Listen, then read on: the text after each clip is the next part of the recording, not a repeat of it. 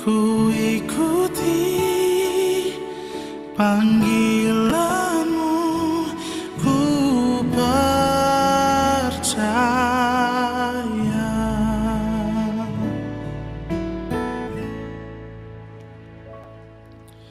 Sungguh besar setiamu,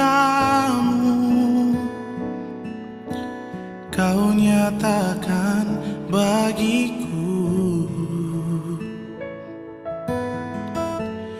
Kau Bapa yang selalu mengerti isi hatiku. Tak peduli masa lalu, Engkau tetap memilihku. Ubahkan ku, sempurnakan jadi karya yang indah. Kemuliaan-Mu Kau janjikan, aku tetap percaya. Kini aku percaya, tiada yang mustahil bagimu. Kuasa-Mu kuatkanku, dasarku berharap. Ku percaya janji-Mu ajaib terukir dalam kehidupanku. Ku berserah di dalam kekuatan-Mu. Ku percaya.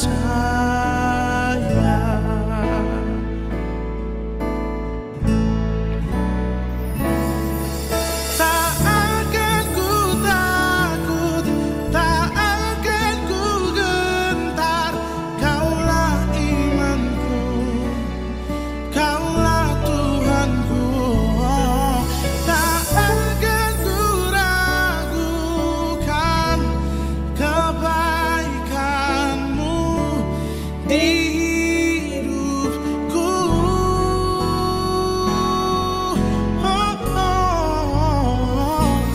Kini aku percaya, tiada yang mustahil bagimu. Kuasa-Mu kuatkanku, dasarku berharap. Ku percaya janji-Mu ajaib terukir dalam kehidupanku. Ku berserah di dalam kekuatan-Mu. Ku percaya. Ku berserah di dalam kekuatan-Mu. Ku kan setia sampai akhir hidup. Ku ikuti panggilan-Mu, ku percaya.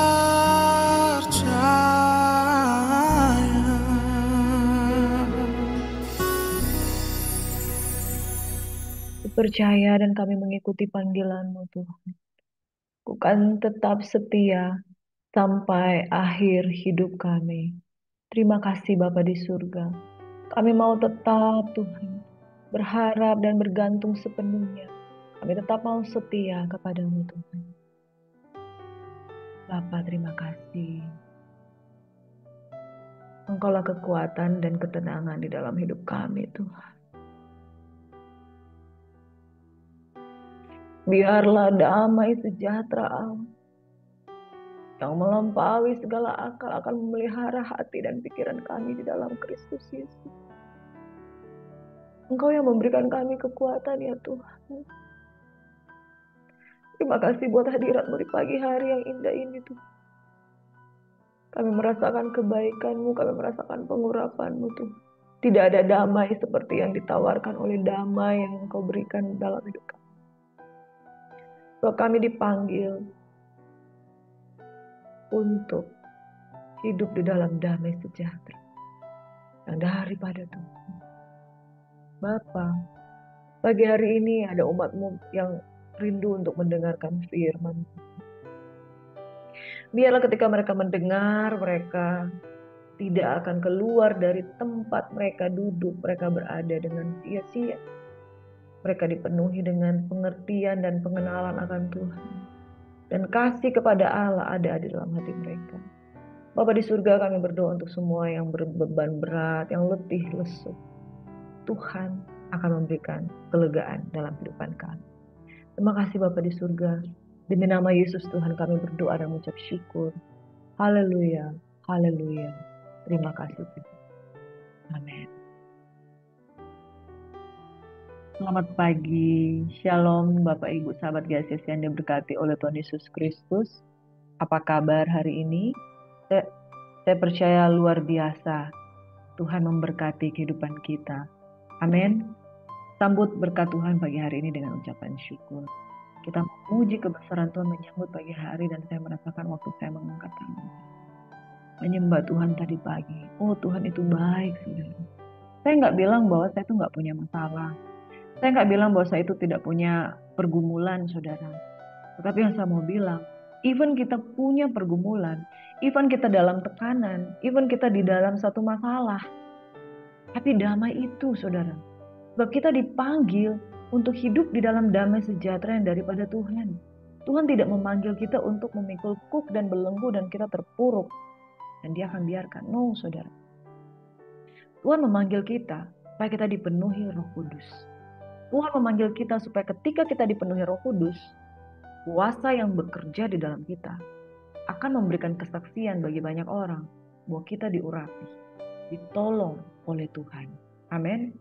Bapak Ibu sahabat GSS yang diberkati oleh Tuhan Yesus Kristus, let's praise the Lord, let's worship Him. Amin. Let's honor Him. Saudaraku yang diberkati oleh Tuhan Yesus Kristus, pagi hari ini saya mau mengingatkan, tetapi kamu akan menerima kuasa apabila Roh Kudus turun ke atas kamu. Dan kamu ketika menerima Roh Kudus, kamu akan menjadi saksiku di Yerusalem, Yudea, Samaria, sampai ke ujung bumi. Saudara, jangan pernah sia-siakan fungsi Roh Kudus di dalam kehidupan kita. Itu Dia akan membawa kita, menuntun, memimpin kita dalam damai sejahtera.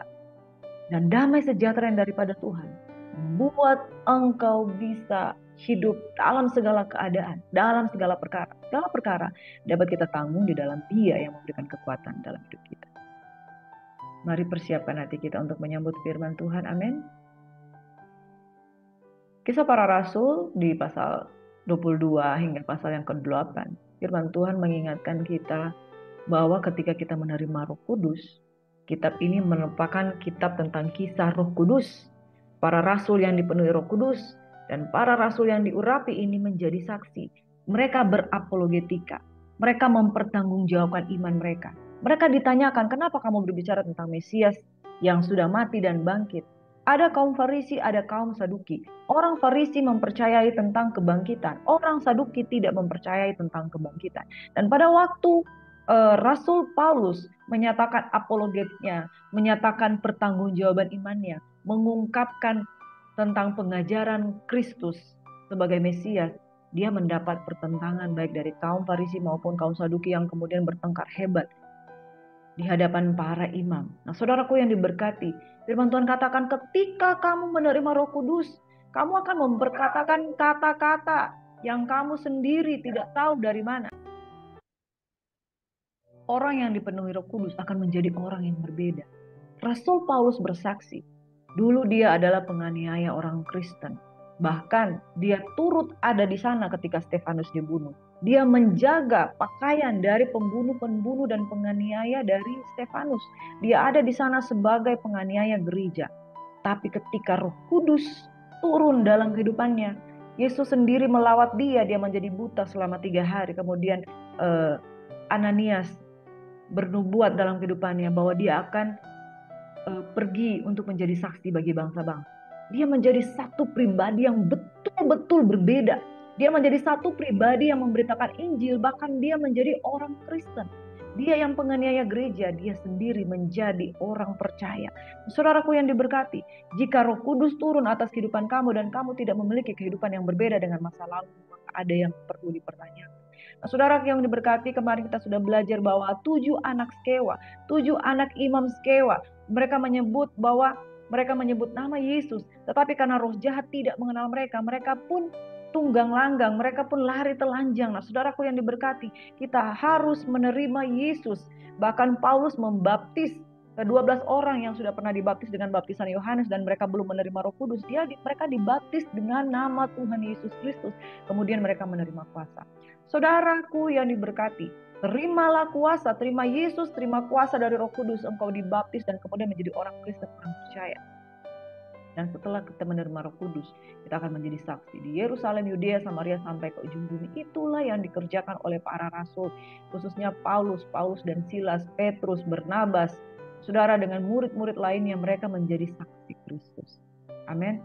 Ketika Roh Kudus dalam kehidupan kita terima, Paulus menjadi seorang yang berani.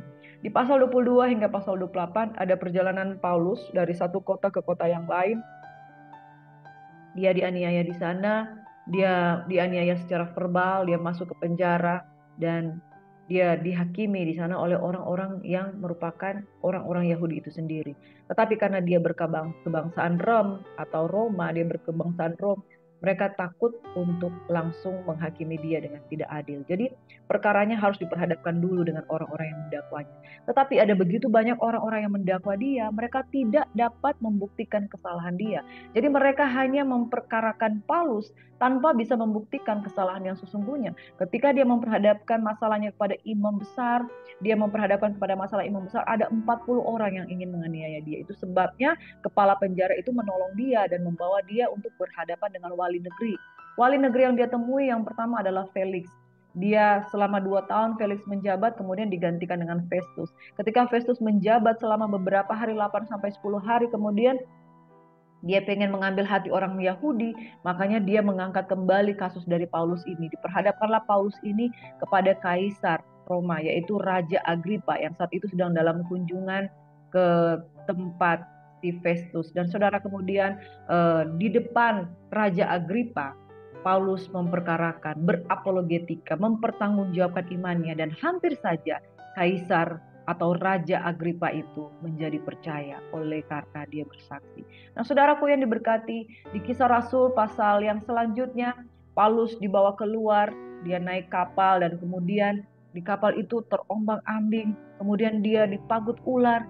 Dan saudara yang diberkati, tapi justru di sana di Pulau Malta dia menyembuhkan seseorang dan kemudian mereka pergi satu kota ke kota yang lain dan mereka pergi ke Roma. Dia bersaksi dan bersaksi dan bersaksi kepada siapapun yang dia temui. Jadi ketika dia diperhadapkan dengan imam besar, dia bersaksi. Orang Farisi dan orang Saduki ada yang menjadi percaya, ada yang tidak percaya. Dan ketika dia berhadapan dengan Felix, wali negeri, dia bersaksi. Dia bersaksi dan bersaksi, hampir saja Felix itu menjadi percaya juga. Karena dia dan istrinya juga adalah orang yang mengikuti jalan Tuhan. Ketika dia berhadapan dengan Festus, Festus membawa dia ketemu dengan Raja Agripa. Ketika dia bertemu dengan Raja Agripa, saudara, hampir saja Raja Agripa juga dibuat menjadi percaya. Ketika dia keluar dan dia mau dibawa ke Roma dari satu kota ke kota yang lain sebelum menuju Roma, dia juga bersaksi dan bersaksi di sana. Dan ada banyak orang-orang Yahudi ketika mendengar kesaksiannya, ada yang percaya dan ada yang tidak percaya. Saudara, seseorang yang dipenuhi Roh Kudus, Yang pertama, hidupnya akan pasti berbeda dengan masa lalu. Saulus menjadi Paulus. Dan ketika dia menjadi Paulus, dia menjadi pemberita Injil. Dan yang berikutnya, ketika dia menerima Roh Kudus, dia bersaksi dan bersaksi tanpa henti. Yang berikutnya, ketika dia bersaksi, dia menjadi berani. Dia tidak takut. Dan dia tidak takut mati, dia tidak takut penjara, dia tidak takut orang. Yang dia takut hanya takut akan Tuhan, dan hanya takut dia akan berhenti memberitakan Injil. Nah, saudara, kisah para rasul adalah kisah yang luar biasa. Bagi engkau yang mungkin baru bertobat, baru menjadi petobat-petobat baru yang baru mengenal Injil, saudara, terima Roh Kudus dan hiduplah di dalam Roh Kudus, menjadilah pemberita Injil. Sedikit saya akan kupas secara cepat, saudaraku. Dalam Kisah Rasul pasal 22 hingga 28 ini adalah penangkapan Paulus dan pelayanannya dalam penjara. Dia dibawa ke Yerusalem, dia di sana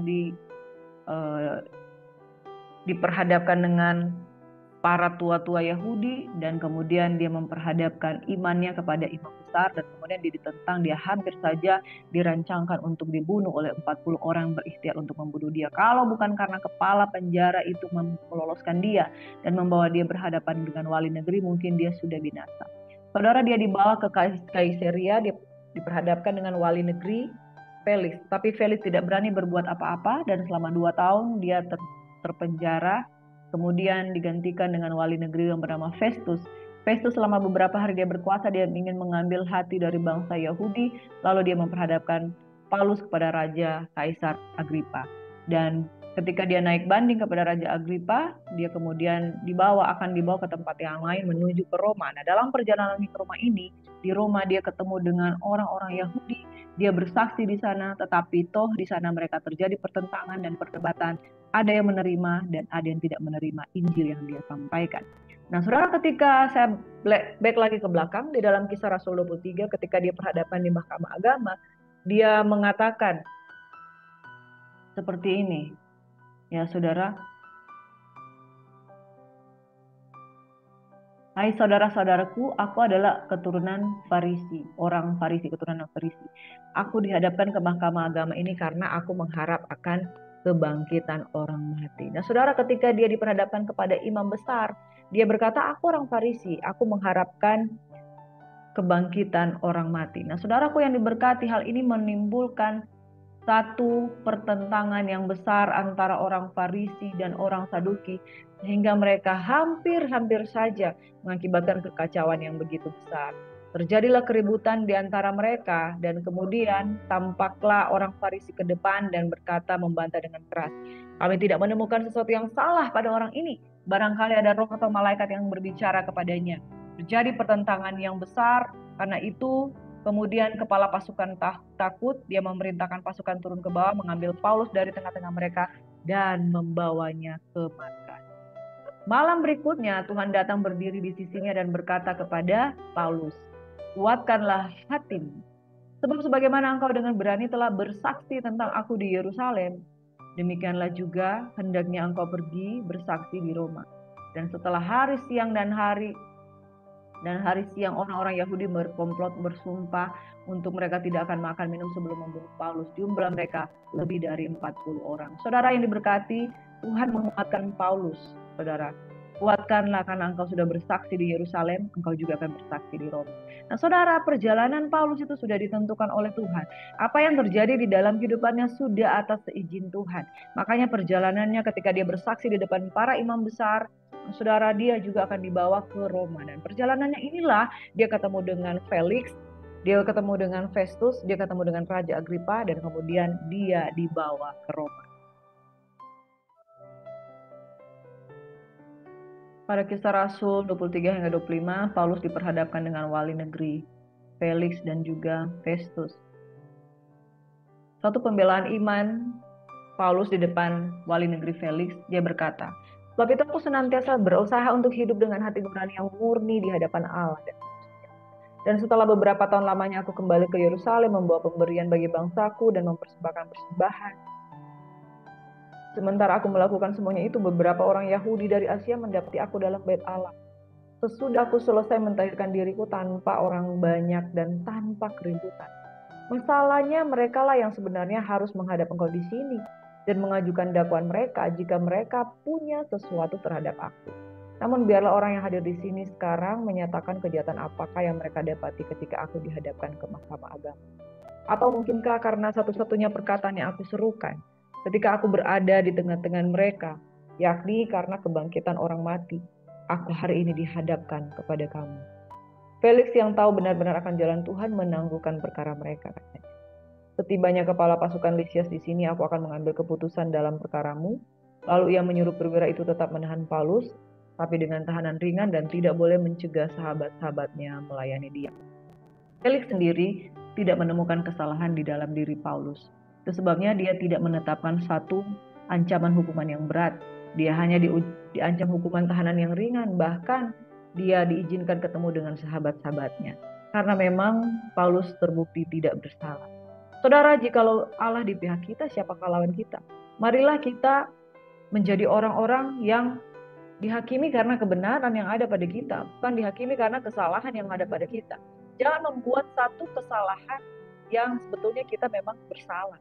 Kita tidak bisa membela diri kalau kita memang salah, tetapi kalau kita benar dan memberitakan Injil di hadapan semua orang, maka pasti pembelaan Tuhan itu ada, saudara.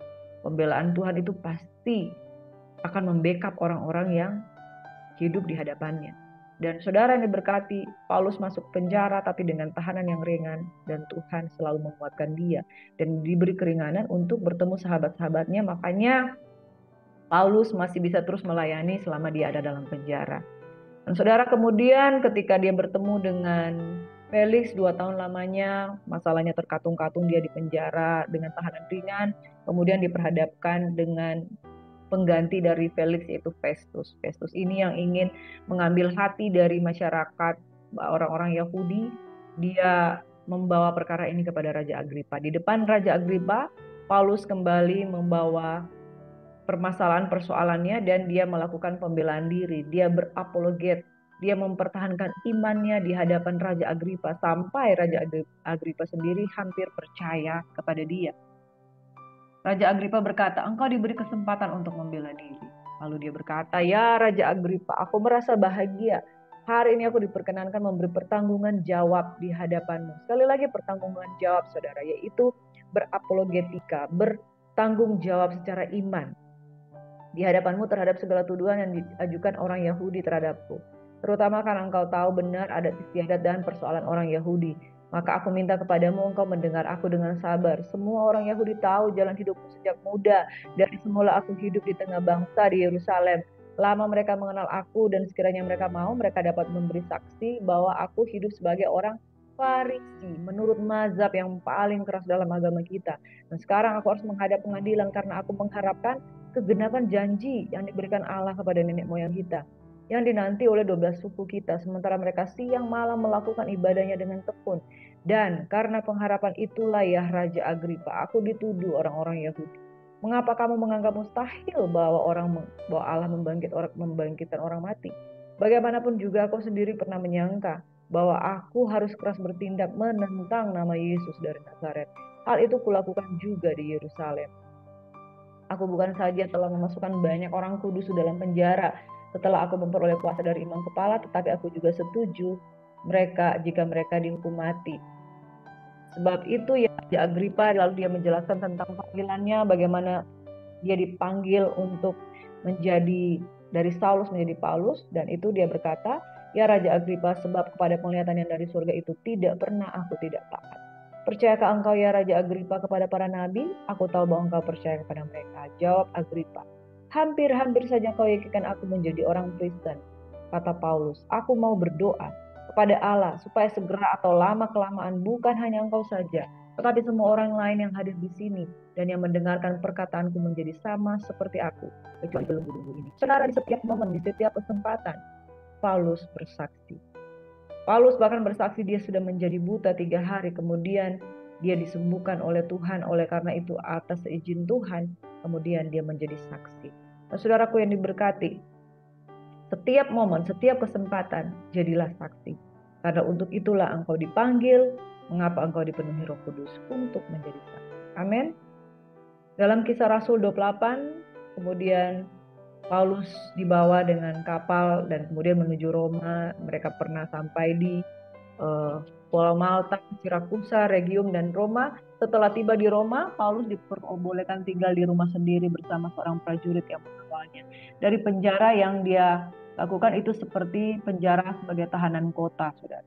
3 hari kemudian Paulus memanggil orang-orang terkemuka bangsa Yahudi yang ada di Roma dan mereka berkumpul. Lalu dia memberikan penjelasan iman. Saudara-saudara, meskipun aku tidak berbuat kesalahan terhadap bangsa kita atau terhadap adat istiadat nenek moyang kita, namun aku ditangkap di Yerusalem dan diserahkan kepada orang-orang Roma. Setelah aku diperiksa, mereka bermaksud melepaskan aku karena tidak terdapat satu kesalahan apapun padaku yang setimpal dengan hukuman mati. Tetapi orang Yahudi menentangnya dan karena itu terpaksalah aku naik banding pada Kaisar, tapi bukan dengan maksud untuk mengadukan bangsaku. Itulah sebabnya aku meminta supaya aku melihat kamu dan berbicara dengan kamu, sebab justru karena pengharapan Israel lah aku diikat dengan belenggu ini. Akan tetapi mereka berkata kepadanya, kami tidak menerima surat-surat dari Yudea tentang engkau dan juga tidak seorang pun dari saudara-saudara kita datang memberitakan apa yang jahat mengenai engkau. Tetapi kami ingin mendengar dari engkau bagaimanapun pikiranmu, sebab tentang Mazhab ini kami tahu bahwa di mana-mana pun ia mendapat perlawanan. Lalu mereka menentukan suatu hari untuk Paulus. Pada hari yang ditentukan itu, datanglah mereka dalam jumlah besar ke tempat tumpangannya. Ia menerangkan dan memberi kesaksian kepada mereka tentang kerajaan Allah. Dan berdasarkan hukum Musa dan kitab para nabi, ia berusaha meyakinkan mereka tentang Yesus. Hal itu berlangsung dari pagi sampai sore. Apa yang dapat diyakinkan oleh perkataannya? Ada yang dapat diyakinkan oleh perkataannya, ada yang tetap tidak percaya. Saudara yang Tuhan Yesus Kristus, perjalanan Paulus sampai di Roma, dan dia tetap di penjara di sana sebagai tahanan kota. Dia ketemu dengan bangsa-bangsa Yahudi, dia bersaksi sekali lagi tentang imannya, tapi ada yang menerima dan ada yang tidak menerima. Oleh sebab itu dia memperkatakan nubuatan yang disampaikan oleh Nabi Yesaya.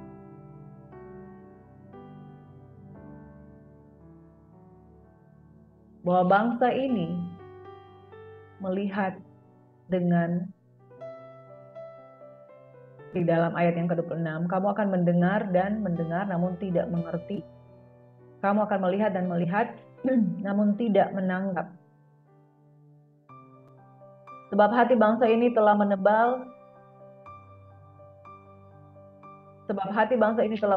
dan telinganya berat mendengar, dan matanya melekat tertutup, supaya jangan mereka melihat dengan matanya dan mendengar dengan telinganya dan mengerti dengan hatinya, lalu berbalik sehingga aku menyembuhkan mereka. Sebab itu kamu harus tahu bahwa keselamatan yang daripada Allah ini disampaikan kepada bangsa-bangsa lain dan mereka akan mendengarnya. Saudaraku yang diberkati oleh Tuhan Yesus Kristus, ada orang yang akan mendengar, ada orang yang tidak akan mendengar ketika Injil disampaikan. Namun sudah menjadi tugas kita untuk terus menyampaikan Injil. Amin.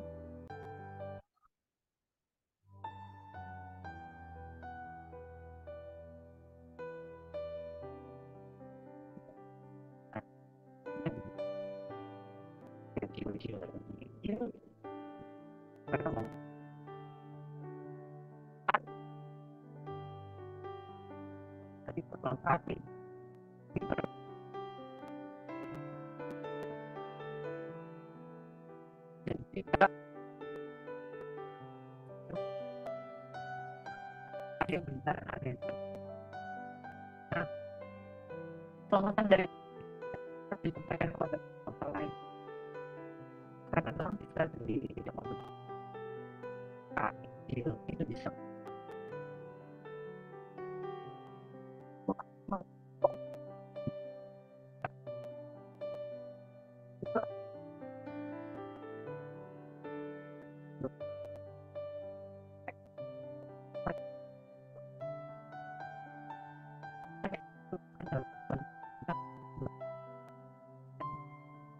berjuang yang kami temui akan melihat mereka dalam kemudian jika mereka terus menerima Injil yang kami sampaikan. Tapi kami berjuang dan ajarkan Tuhan, ajarkan Tuhan, untuk hidup dalam jalan saya berdoa.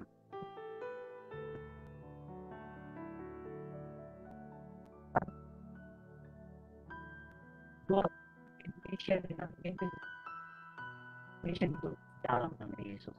Ini apa sih dalam kami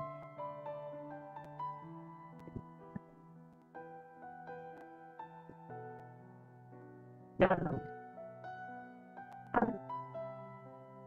mulai juga sampai ke ujung bagi orang-orang